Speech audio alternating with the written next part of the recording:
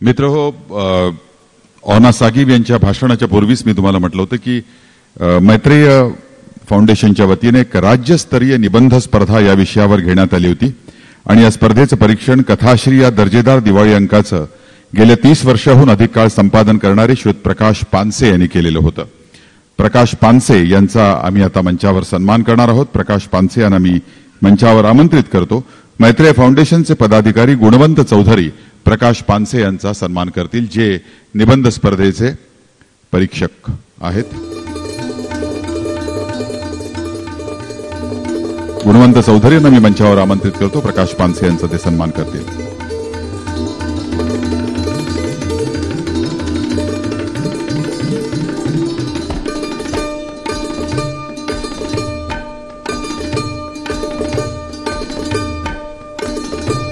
भारताच्या एकूणच सुरक्षेविषयी आपण गाफील आहोत का, या विषयावर ही राज्यस्तरीय निबंध स्पर्धा घेण्यात आली होती. जवळजवळ 150 लोकांनी आपापले निबंध यासाठी पाठवलेले होते आणि श्री प्रकाश पानसे यांनी त्याचं परीक्षण केलेलं होतं.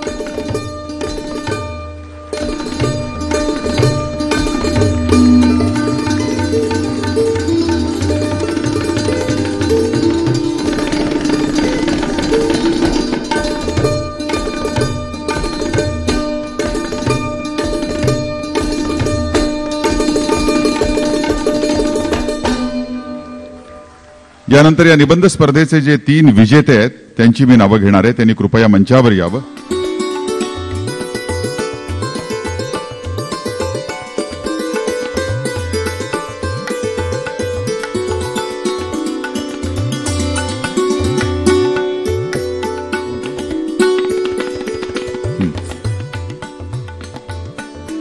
आपल्याला माहितच आहे, पुणे शिक्षणाचं माहेरघर आहे. पहिले 2 विजेते जे आहेत ते पुण्याचे आहेत.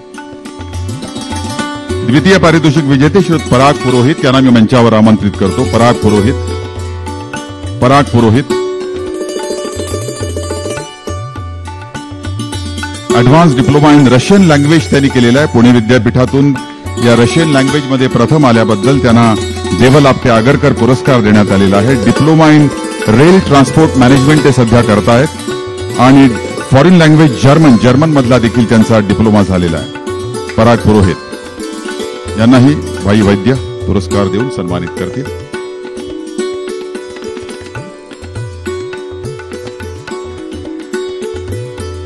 आणि तिसरं पारितोषिक श्रीमती रेखा नाबर यांना देण्यात येणार आहे.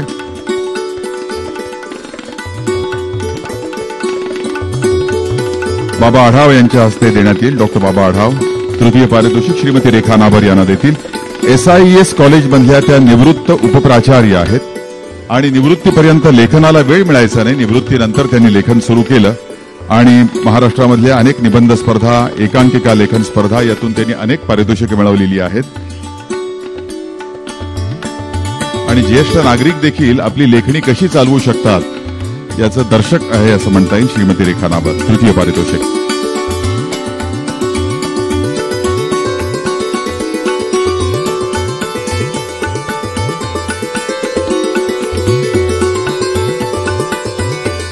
या सर्व पारितोषिक विजेत्यांच्या वतीनं पहिलं पारितोषिक मिळवणारे श्री रुपेश मडकर हे 1 मिनिटामध्ये आपलं मनोगत व्यक्त करणार आहेत. Brevity is the soul of conversation असं म्हणतात. एक संक्षिप्त असं मत थोडक्यात व्यक्त करतात. सर्वप्रथम मी मैत्रेय फाउंडेशनचे आभार मानतो. आभार ह्याच्यासाठी की भाई वैद्य यांनी आता जे म्हटलं की समाज कुठंतरी असंवेदनशील होत चाललेला आहे. मैत्रेय फाउंडेशननं बाबा आढावांना पुरस्कार देऊन समाज असंवेदनशील नाही ह्याचं एक उदाहरण दिलं. तसेच अशा निबंध स्पर्धा किंवा अशा विषयावर सामान्य लोकांना लिहितं करून त्याचं हे दुसरं उदाहरण दिलेलं आहे. त्यासाठी हे धन्यवाद. थँक्यू.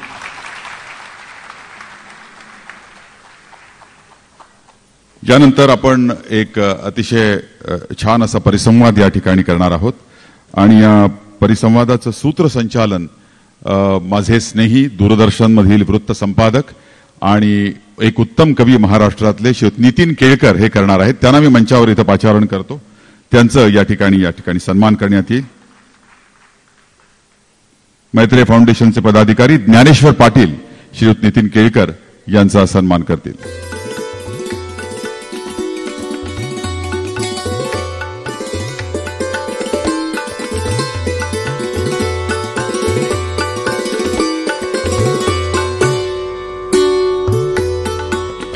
ज्ञानेश्वर पाटील नितीन केळकर यांचा सन्मान करतील.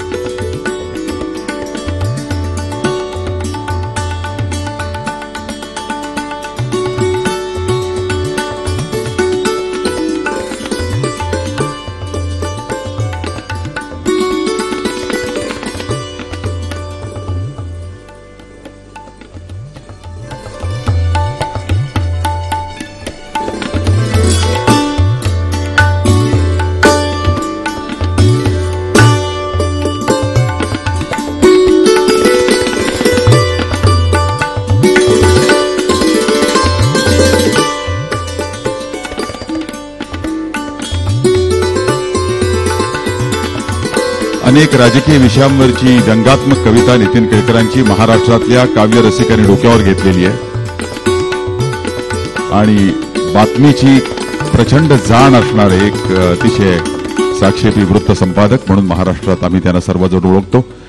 यानंतर एक 2 ते 3 मिनिटाचा ब्लॅकआउट इथं मंचावर होणार आहे. तत्पूर्वी सर्व आपले जे पाहुणे मंडळी आहेत ते खाली जाऊन बसतील आणि त्यानंतर लगेचच या ठिकाणी मंचावर परिसंवाद सुरू होईल. परिसंवादाची योजना जी आहे जी ती या पडद्याच्या पाठीमागे आहे.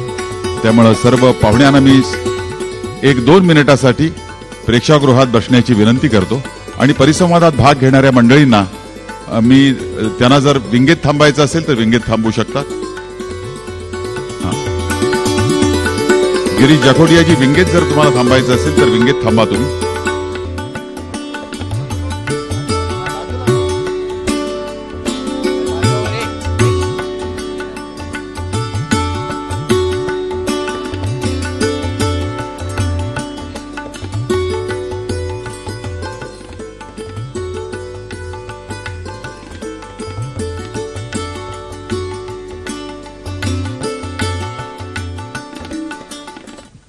या परिसंवादात भाग घेणारे आपले जे मान्यवर आहेत त्यांना मी मंचावर इथं आमंत्रित करतोय. सूत्रसंचालक श्रीयुत नितीन केळकर यांनी कृपया मंचावर यावं. निवृत्त लेफ्टनंट जनरल डी.बी. शेकटकर, टाळ्यांच्या गजरामध्ये आपण त्यांचं मंचावर स्वागत करूया. राज्याचे माजी पोलीस महासंचालक श्रीयुत अरविंद इनामदार आणि ज्येष्ठ अर्थतज्ञ डॉक्टर गिरीश जाखोटिया. डॉक्टर गिरीश जाखोटिया, गिरीशजी येत आहेत. तत्पूर्वी मी या तिघांचाही परिचय अगदी थोडक्यात करून देणार आहे. श्री डी.बी. शेकटकर जे आहेत ते निवृत्त लेफ्टनंट जनरल, मराठा लाईफ इन्फंट्रीमध्ये 1963 मध्ये शेकटकर यांना कमिशन मिळालं.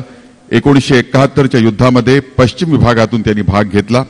तत्पूर्वी नागालँड, मणिपूर, मिझोराम, त्रिपुरा यासारख्या अशांत भागात त्यांनी काउंटर इन्सर्जन्सी ऑपरेशन्समध्ये यशस्वी कामगिरी केली. 1981 ते 1984 या काळात काश्मीरमध्ये लाईन ऑफ कंट्रोलवर त्यांनी मराठा बटालियनचं नेतृत्व केलं आणि ऑपरेशन ब्लू स्टार पंजाबमध्ये झालेलं होतं, त्यामध्ये देखील ते सहभागी होते. ऍडिशनल डायरेक्टर और जनरल ऑफ मिलिटरी ऑपरेशन्स आणि पर्स्पेक्टिव्ह प्लॅनिंग म्हणून त्यांनी आर्मी हेडक्वार्टर्समध्ये देखील काम केलं. Indo China boundary dispute and implementation of peace agreement या संदर्भात एक्सपर्ट कमिटीचे सदस्य म्हणून त्यांनी काम पाहिलं. 1999 मध्ये शेकटकर यांनी general officer commanding of 4 corps म्हणून पदभार स्वीकारला. आसाममध्ये एप्रिल 2000 मध्ये 536 घुसखोरांनी आपली शस्त्र आणि दारुगोळा याच्यासह शेकटकरांच्या समोर शरणागती पत्करली.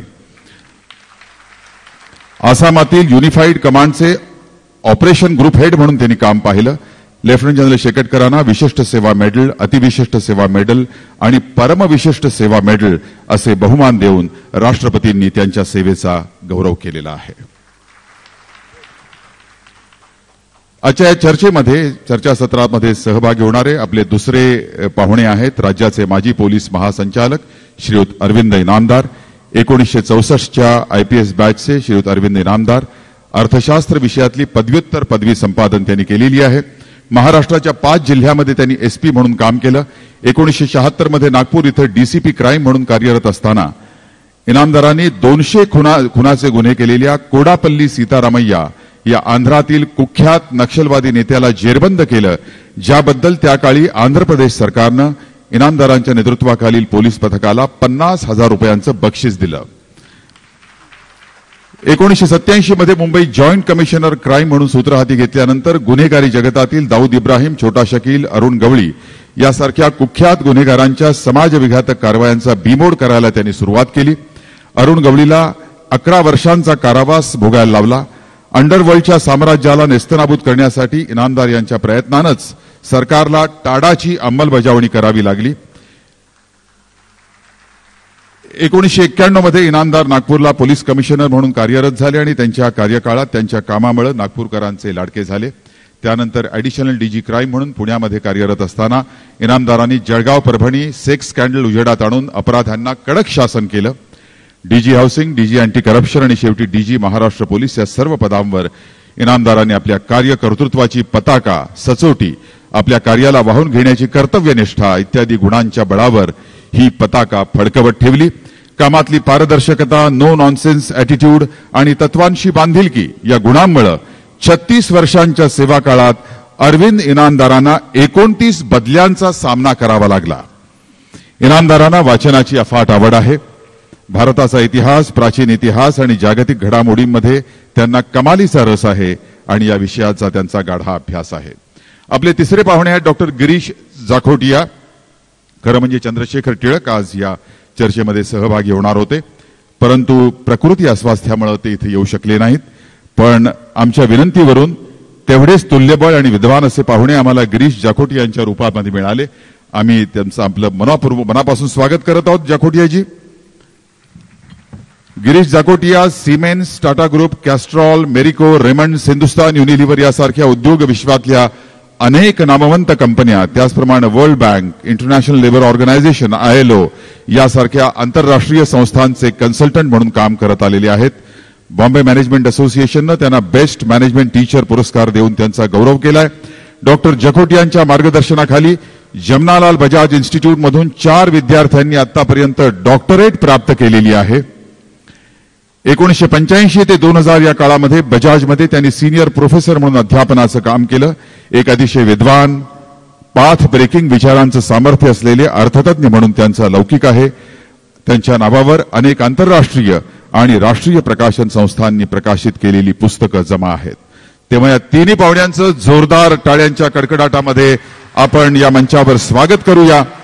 आणि यानंतरच्या कार्यक्रमाची सूत्र माझे स्नेही दूरदर्शनमधील वृत्त संपादक आणि महाराष्ट्रातील एक नामवंत कवी श्रीयुत नितीन केळकर यांच्याकडे मी सोपवत आहे. श्रीयुत नितीन केळकर. धन्यवाद प्रदीप.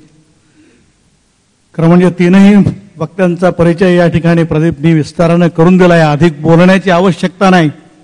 भारताच्या एकूणच सुरक्षेविषयी आपण गाफील आहोत का असा विषय या ठिकाणी चर्चेचा आहे. या विषयावर आपण चर्चेला जमलो आहोत याचा अर्थ आपण गाफील नाही हे आपण इथे विषय ठेवून सिद्ध केला.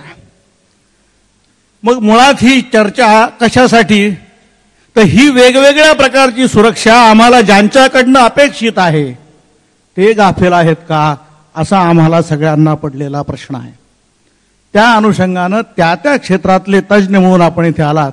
शेकटकर साहेब, तुमच्याकडनं आधी आपण सुरुवात करूया. कारण अरुणाचलातलं चीनचं अस्तित्व, पाकव्याप्त काश्मीरात 4000 चीनी असल्याचं आपल्या स्थलसेना प्रमुखांचं निरीक्षण आत्ता नोंदवलेलं आणि गेल्या काही वर्षात जवळपास बंद पडलेली जम्मूच्या सरहद्दीवरची घुसखोरी गेल्या महिन्याभरापासून पुन्हा सुरू होणं हे गाफिलतेचं लक्षण आहे का? काय चाललंय सरहद्दीवर आपल्या?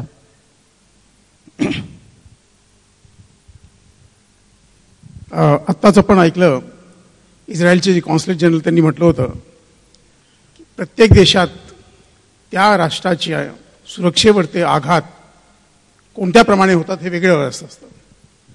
आणि जगातली ही वास्तविकता आहे की जितका मोठा राष्ट्र त्याच्या सुरक्षा समस्या तितक्या मोठ्या असतात, वेगळ्या वेगळ्या प्रमाणाच्या.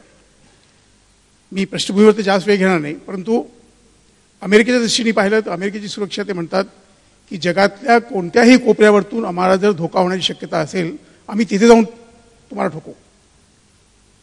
कारण की जेव्हापासून अमेरिका एक स्वतंत्र राष्ट्र झालेला आहे, 200 वर्षाचा इतिहास आहे, त्यांनी त्यांच्या भूमीवरती कधीही युद्ध केलं नाही.